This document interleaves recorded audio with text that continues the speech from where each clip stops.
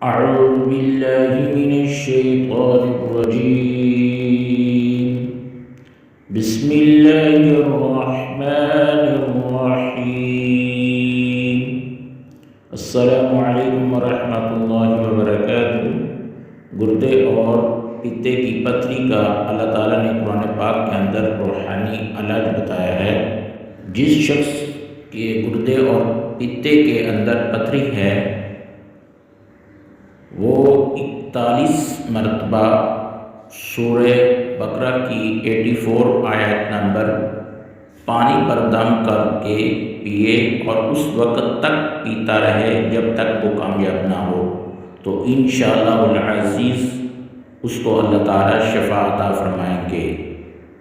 اور وہ آیات یہ ہے وَإِنَّ مِنَ الْحِجَارَةِ لَمَا يَتَفَجَّرُ مِنْهُ الْأَنْهَارُ وَإِنَّ مِنْهَا لَمَا يَشَّقَّقُ فَيَخْرُجُ مِنْهُ الْمَاءُ